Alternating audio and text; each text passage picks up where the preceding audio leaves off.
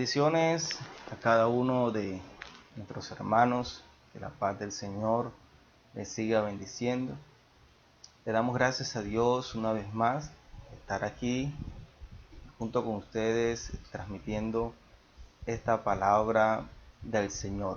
Amén, que será productiva y provechosa para nuestro espíritu, para nuestra alma, para nuestro corazón.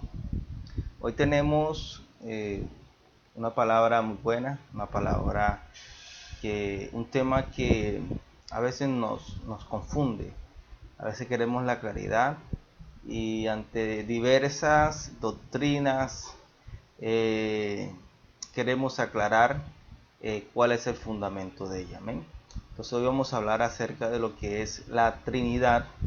Es la lección número 8 del Discipulado 2. Es decir, entraríamos en la tercera clase. Antes de entrar en la clase, vamos a tener una pequeña conversación con el Señor. Vamos a orar, amén, para ponerle todo en las manos del Señor. Amado Dios y buen Padre que estás en los cielos, te damos gracias, Señor, en esta hora por tu amor, por tu misericordia, por tu fidelidad, Señor, porque tú has sido bueno con nosotros, porque para siempre es tu misericordia. Te damos gracias, Dios, por nuestra familia, por nuestros empleos, Señor, y por todas las bendiciones que tú nos has dado.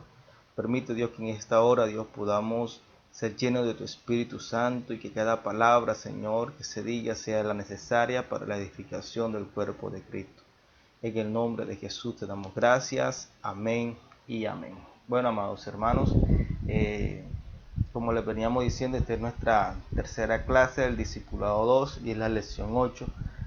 Acerca de un tema que es muy bueno, muy importante saberlo, lo que es la Trinidad. Vamos a ver cuál es el propósito que tenemos con esta clase. Vamos a tener una pequeña reseña histórica, una introducción, vamos a tener algunas definiciones, vamos a dar lo que es el tema de lo que es la Trinidad, para qué es la Trinidad, por qué se dio la Trinidad, cuál es el fundamento de la Trinidad. Esto lo creó los hombres, está en la palabra, quién creó esto.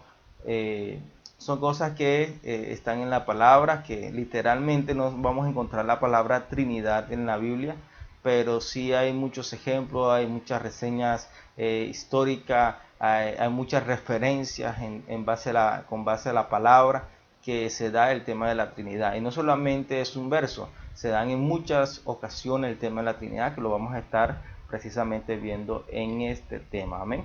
Que pues por cierto no es muy largo, hay muchas cosas por así decirlo, pero dentro de esta lección no vamos a abarcar mucho, porque la verdad siempre la palabra de Dios es veraz y no podemos estar deambulando tratando de convencer a las personas de que si existe o no existe. La palabra es verdad y hay que creerla. Amén. Entonces vamos a prestar mucha atención. Ahí tenemos unos versículos clave que nos va a ayudar con este tema. Amén. Entonces tenemos como texto base Primera de Pedro, capítulo 1, versículo 2. Vamos a ver qué nos dice Primera de Pedro 1. Amén.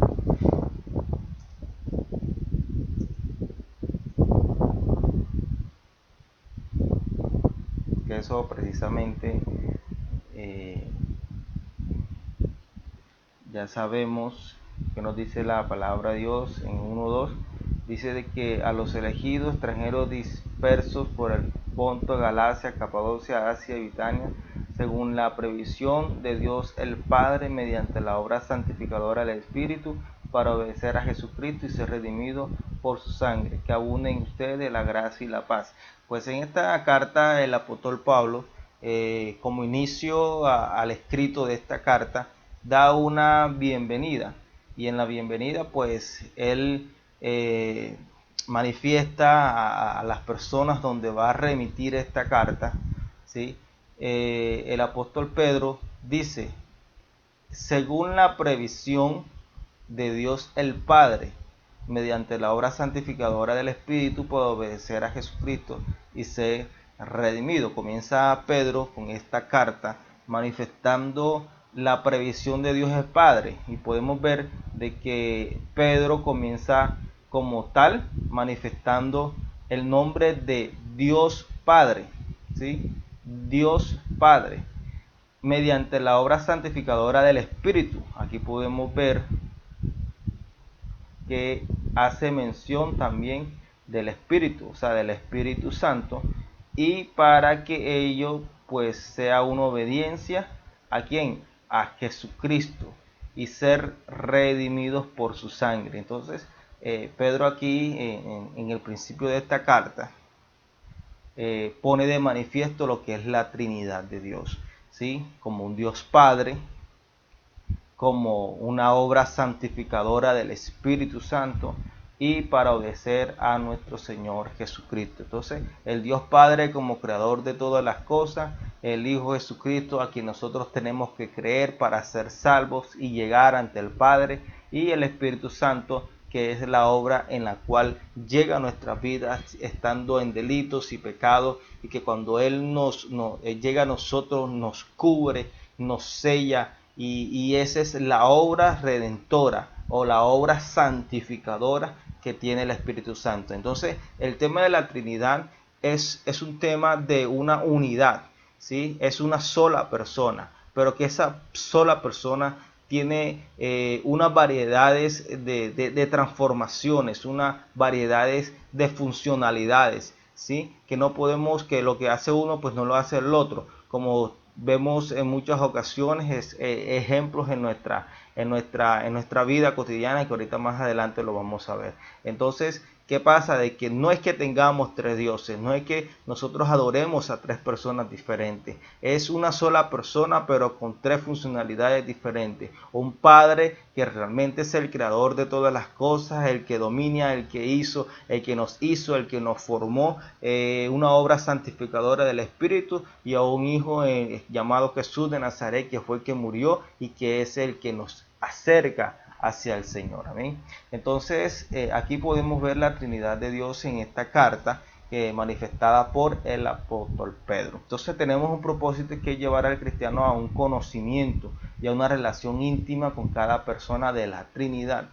Cada persona de la Trinidad tienen una relación, tienen una función diferente, pero en el cual nosotros queremos que con este tema podamos adentrar a cada uno de ellos. Amén. Porque ellos tienen funciones diferentes, como le acabo de decir. Entonces, en sus enseñanzas, la Biblia no es politeísta. ¿Qué quiere decir politeísta? Que se adora a muchos dioses. Vemos que la antigua Babilonia, que los egipcios, que los babilónicos, que los romanos, y cualquiera de los dioses como los que habitaban en Israel y en Judá, como eran los Baales, como eran los de Acera, y todos esos pueblos circunvecinos a Israel, donde realmente entró la idolatría, que ellos realmente no adoraban a un solo Dios, ellos tenían demasiados dioses, el dios de la luna, el dios del sol, adoraban el dios de las estrellas, en fin, tenían muchos dioses, y para ellos pues su reconfortación en el corazón era tener varios dioses. Entonces nosotros, o la Biblia o nuestra creencia no está basada en adorar a varios dioses. Por eso la Trinidad no es una adoración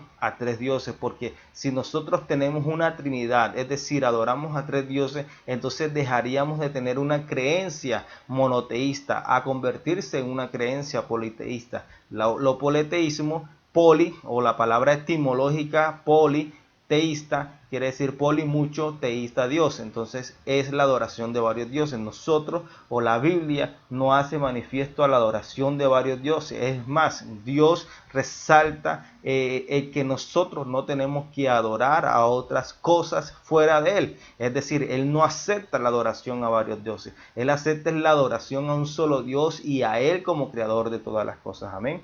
Ni tampoco la Biblia menciona una enseñanza teísta, o sea, tres, y teísta dioses, o sea, a tres dioses. Ni unitaria tampoco, Es decir, la creencia en una sola Trinidad, sino que Dios siempre está manifestando en su palabra de que ellos son tres, pero en uno solo, en una unidad. Siempre ha sido la unicidad de la Trinidad. Entonces, esto representa pues una divinidad ejercitando sus intereses y poderes de varias maneras. La doctrina monoteísta de un Dios que subsiste, en pluralidad de personas, es la que está acorde con la realidad bíblica. Entonces, es una sola persona, pero que subsiste en la pluralidad, que vamos a conocerlo con más detalle más adelante. Aunque para nosotros no es fácil comprender el misterio de la Trinidad.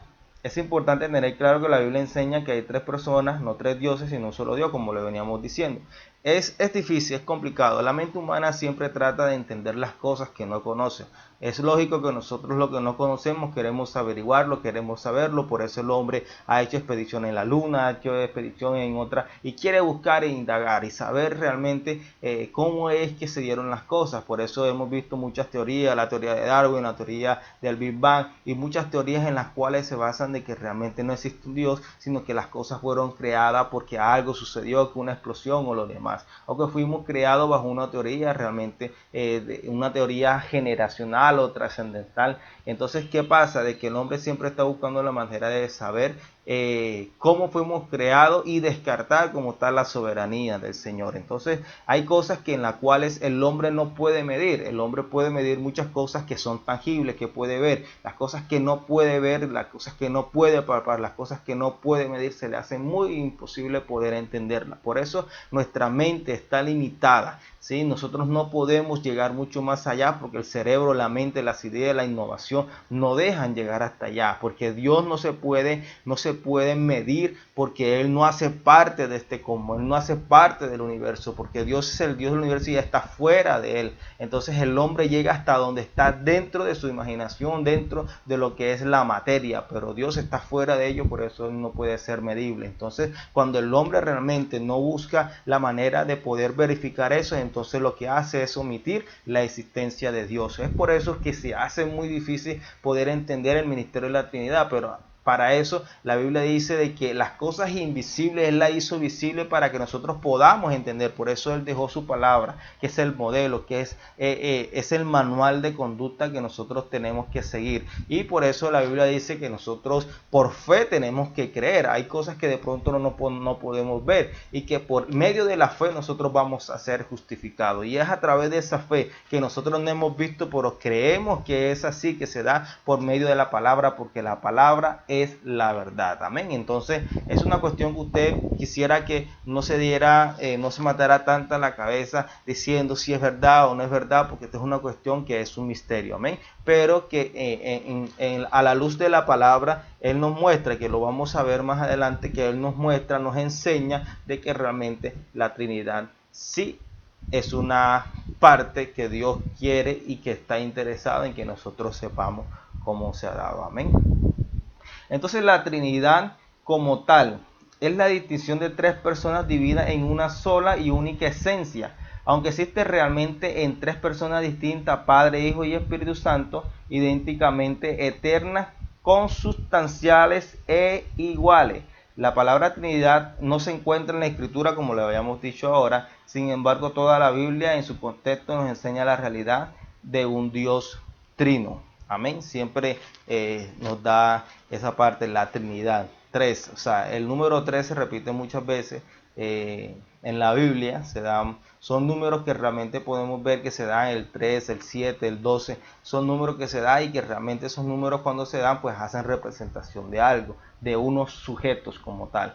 Entonces el trino de Dios se hace notar como tal, tanto en la Torá, que es el Antiguo Testamento o la Biblia judía, como también en el Nuevo Testamento, que es como tal la Biblia de nosotros, de la iglesia.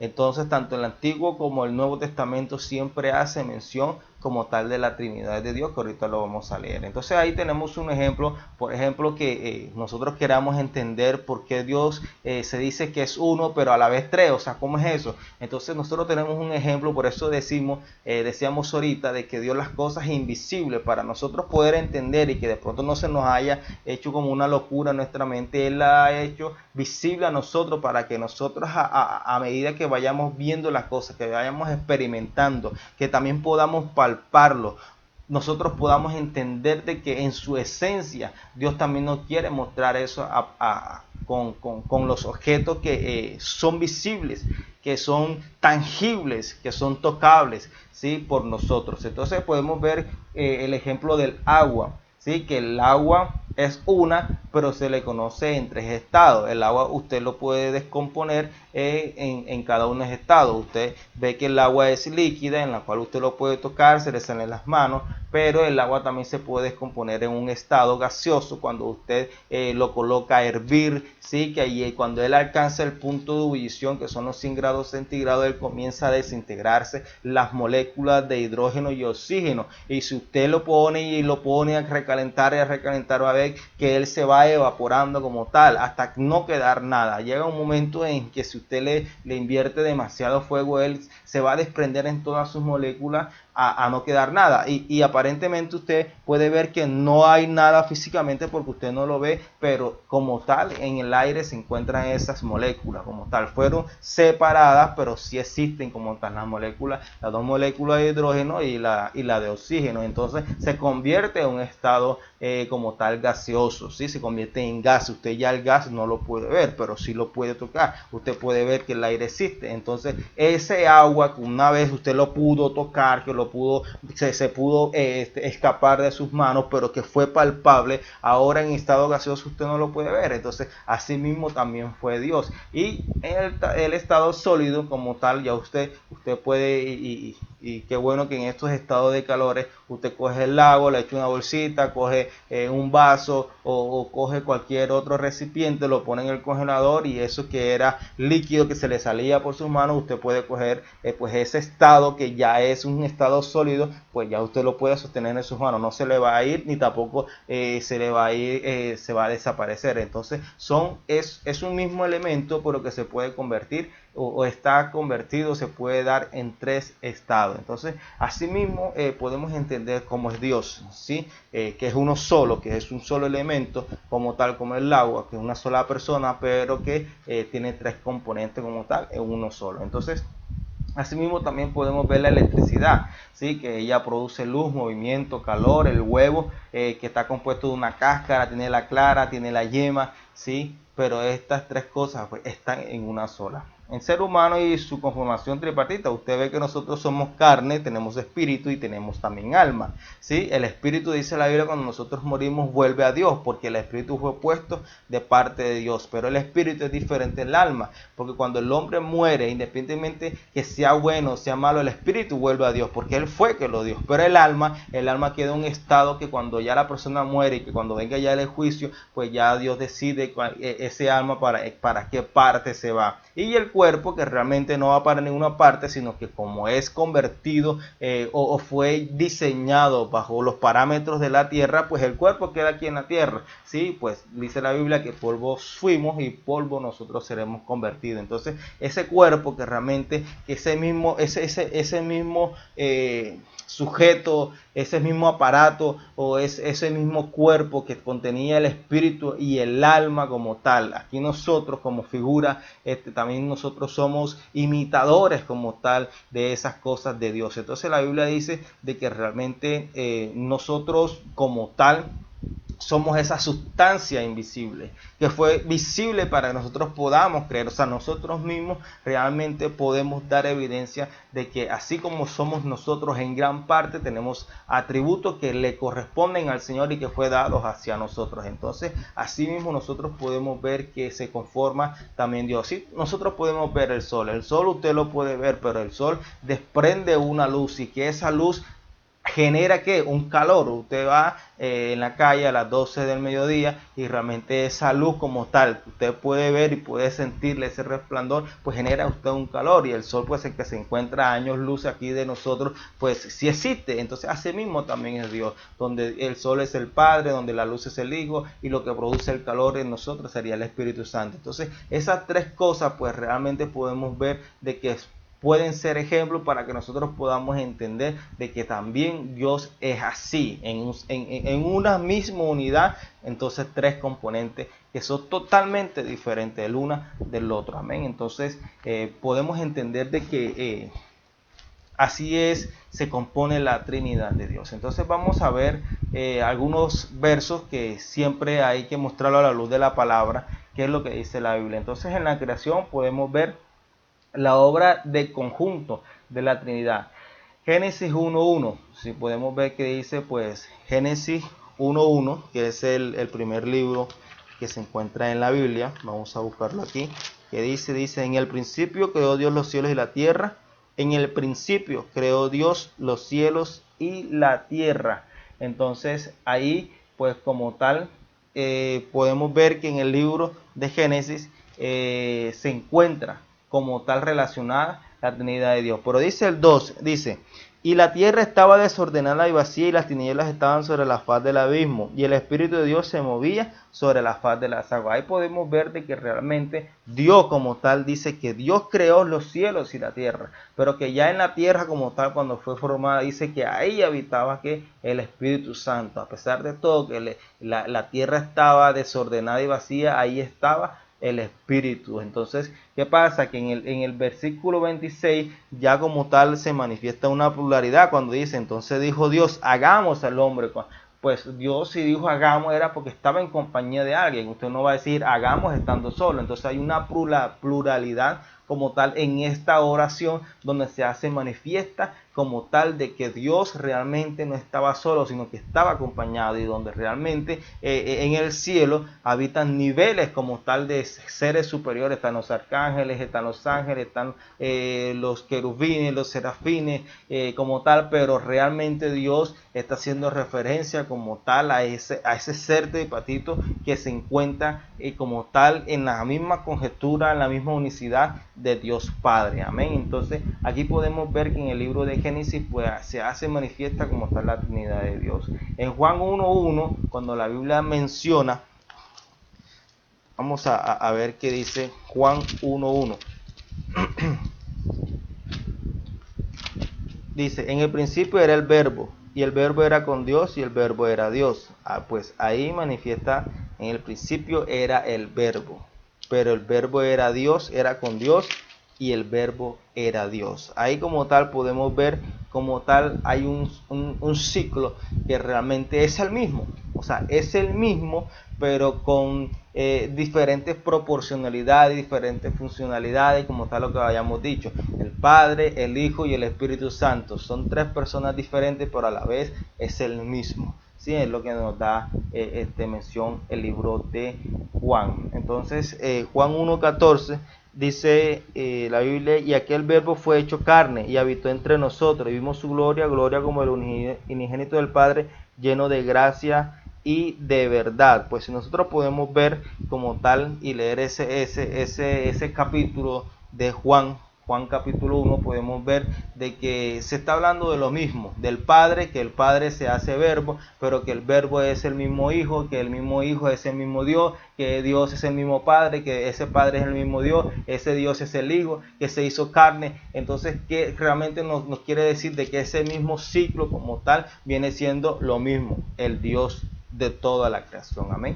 Entonces, como tal, ahí podemos ver que realmente se cumple el tema de la Trinidad. En Génesis 11.7, que ahí podemos ver la historia que se hace mención como tal, cuando el hombre comenzó a multiplicarse sobre la faz de la tierra y quiso entender a Dios, y quiso buscar a Dios, y quiso saber dónde vivía Dios, y quiso alcanzar a Dios. Usted vemos el tema de las torres la torre de Babel, cuando el hombre comenzó a colocar y a poner cimiento sobre cimiento y a tener unos niveles de crecimiento en ese diseño arquitectónico que estaban haciendo. Y querían alcanzar a Dios, llegar, pero Dios dijo, pero es que el hombre, ¿qué es lo que le pasa? Que quiere sobrepasar su entendimiento, quiere saber más allá de lo que realmente pues no debería de saber. Entonces Dios comenzó y desbarató ese entendimiento del hombre y comenzó a confundir sus lenguas y la gente pues comenzó a irse, pues realmente ya no se entendía, ya no podían saber qué era lo que cada uno decía porque les dio diversas lenguas. Entonces, ¿qué pasa? Ahí en ese verso o en esa historia, Dios también dice, descendamos y confundamos la lengua. Descendamos y confundamos la lengua. También habla que un tema plural. Entonces Dios no solamente dijo, bueno, yo voy a descender y voy a confundir. Él dijo, descendamos y confundamos. Entonces lo mismo que dijo en Génesis, hagamos. Entonces ya hay un tema de pluralidad. No se habla de algo singular, que yo digo, yo voy, yo confundo, yo desciendo o yo hago. Entonces hagamos, confundamos, descendamos. Entonces ya eso es una acción pluralista, donde se mezcla más de dos personas. Amén. Entonces ahí podemos ver esa cosa. En Isaías 6:8, cuando Dios, hay un versículo, usted lo puede leer, que dice, ¿quién irá por nosotros? Y Isaías dice, heme aquí. Entonces podemos ver que también hay una conversación como en el cielo, donde se pone como que entre relieve, que hay como un tema de debate. ¿Quién irá por nosotros? ¿Quién subirá por nosotros? Entonces ahí podemos ver que cuando se habla de nosotros, quién va por nosotros, quién subirá por nosotros, quién escogerá por nosotros, está diciendo de que no solamente se habla de un Dios como tal, sino que se está hablando ya de varias personas. Entonces ahí se pone en manifiesto como tal la Trinidad de Dios. Entonces en el Antiguo Testamento hay muchos casos, o sea, muchas citas bíblicas donde realmente, si nosotros no podemos ver en detalle y poderlas exponer una por una, podemos ver realmente de que sí, como tal se pone manifiesta la Trinidad de Dios. En el Nuevo Testamento podemos ver en la redención el tema del bautismo de Jesús, que en la clase anterior estuvimos hablando del bautismo en agua. Podemos ver que cuando Jesús llega a Juan, y Juan no quería bautizar a Jesús porque se sentía de que Jesús en el reino de los cielos ocupaba pues un puesto mayor que Juan el Bautista, porque en el área espiritual también existen unos niveles jerárquicos, como existen las empresas, como existen el ejército y demás. Así también en el mismo cielo también hay niveles jerárquicos. Entonces Juan, cuando vio que Jesús era el que venía y le pedía que le bautizara, pues Juan quería rehusarse, pero Jesús sabía que dentro de la tierra Juan tenía una potestad, tenía una autoridad, tenía un sello como tal, de ministro que había sido puesto por Dios, y que Jesús también quería, no era porque él era el Hijo de Dios, quería sobrepasar y pasar por Juan el Bautista, sino que él quiso cumplir la palabra para para ser ejemplo de nosotros. Entonces Juan, al ver que Jesús realmente le dijo, no, es que es necesario que tú me bautices para poder ser ejemplo a las naciones, para que yo pueda tener autoridad y de predicar en temas de sujeción. Entonces cuando Juan es convencido por Jesús, entonces él le hace el bautismo en agua. Y cuando Jesús es bautizado, dice de que Jesús es bautizado, y cuando él ya es sumergido y vuelve nuevamente a la normalidad, dice de que el cielo se abrió y una paloma descendió en forma corporal como paloma, que fue el Espíritu Santo, y una voz del cielo que decía, este es mi Hijo amado en el cual tengo complacencia. Ahí como tal se refleja la Trinidad de Dios, y el Espíritu Santo de paloma, la voz que se habla, y el Hijo que era bautizado. Entonces ahí podemos también ver cómo se pone de manifiesto la Trinidad del Señor a través de la obediencia y del bautismo en agua. Asimismo, el mandato de la Gran Comisión. Jesús en la Gran Comisión dijo, id y predicar el Evangelio y hacer discípulos a todas las naciones, bautizándolos ¿en qué? Bautizándolos en el nombre del Padre, del Hijo y del Espíritu Santo. No es bautizarlos en el nombre de Dios, ni del Padre, ni bautizarlos en el nombre del Hijo, ni tampoco bautizarlos en el Espíritu Santo. Dijo, bautícelos en el nombre del Padre, del Hijo y del Espíritu Santo. Entonces, en el principio del ministerio de Jesús se pone en manifiesto la Trinidad, como también al final Jesús ya iba a ascender al cielo. Entonces él dijo, bueno, ahora tienen que bautizar en el nombre del Padre, del Hijo y del Espíritu Santo, pues cuando yo me bauticé, se hizo manifiesta la Trinidad. Entonces Jesús le enseñó eso a los discípulos, y cuando los discípulos comenzaban a predicar la palabra, y en cada uno de sus discursos, cuando la gente se convertía al Señor con denuedo, con valor, predicar la palabra, las personas como tal recibían el entusiasmo de la palabra. Y cuando ellos decían, pues, ¿qué es el siguiente paso que debemos hacer? Los apóstoles decían, bueno, ahora tienen que bautizarse en el nombre del Padre, del Hijo y del Espíritu Santo. Entonces, en la gran comisión y también el bautismo, pues podemos ver la Trinidad de Dios. La palabra de Jesús. Vamos a ver qué dice la palabra de Jesús en Juan capítulo 14, versículo 9. Usted lo puede ver en su casa, la historia cuando Felipe le dice, Señor, muéstranos al Padre. Jesús le estaba diciendo, el que me ve a mí, pues ve al Padre. ¿Sí? Felipe le estaba diciendo, Señor, pero Jesús le estaba diciendo, bueno, que cree en mí será salvo toda su casa, y le estaba evangelizando, y Pedro le dijo, Señor, bueno, vamos a hacer una cosa. Tú me estás hablando y me estás predicando del Padre. Muéstrame el Padre y listo, ya me basta. No hay más nada que discutir. Y Jesús le dijo, espérate, Felipe, o sea, me extraña que tú viéndome a mí, que estamos día a día caminando ya, y que tú todavía no conozcas al Padre. Si tú me ves a mí, ves al Padre.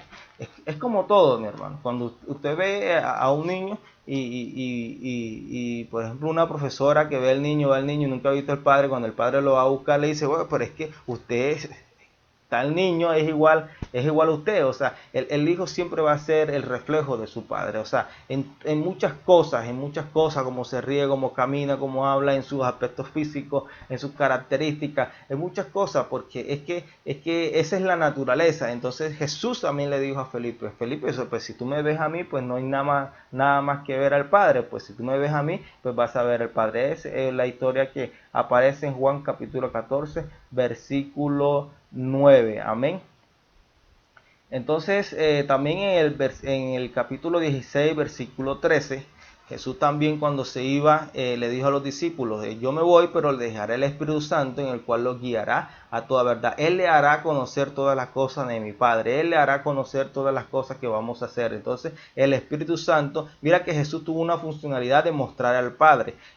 Jesús tuvo una funcionalidad de mostrarnos el Evangelio, de llevarnos hacia el Padre, que Él era el camino como tal. Pero el Espíritu Santo como tal es la fuerza que nos motiva. El Espíritu Santo es lo que hace de que nosotros siempre estemos recordando. Él nos insta a toda verdad. Él nos insta a ir al Padre, a honrar al Espíritu, a obedecerle, a mostrarnos el camino. Entonces, el Espíritu Santo como tal, esa es la ayuda que nosotros tenemos internamente, para que nosotros no podemos olvidarnos, para nosotros no podemos descarrilarnos, para nosotros no podemos desviarnos del camino del Señor. Amén. Creer en Jesús. El Espíritu Santo nos insta a creer en Jesús y obedecer a nuestro Padre, a glorificarlo y a manifestar su obra en medio de nosotros. Entonces, ¿qué pasa? Que eso es lo que decimos, que tienen tres funcionalidades, son la misma persona como tal, pero tienen funcionalidades diferentes en nuestras vidas, tienen un impacto sobre nosotros, una vida de una manera diferente. El Espíritu Santo es el que nos da fuerza, el que nos motiva para seguir adelante, pero con Jesús nosotros tenemos la salvación. En Él fuimos nosotros salvados, con Él fuimos muertos, y con Él vamos a ser glorificados, vamos a ser resucitados. Amén. Y el Padre que nos hizo, que es el dueño de todas las cosas. Amén. Entonces, eso es lo que realmente es cada uno de la Trinidad. Amén.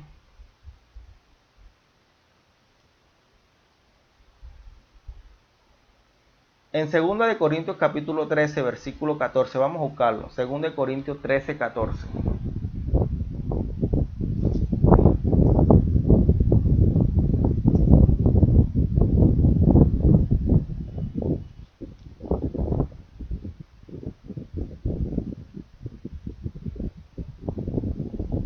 Dice, que la gracia del Señor Jesucristo, el amor de Dios y la comunión del Espíritu Santo sea con todos ustedes.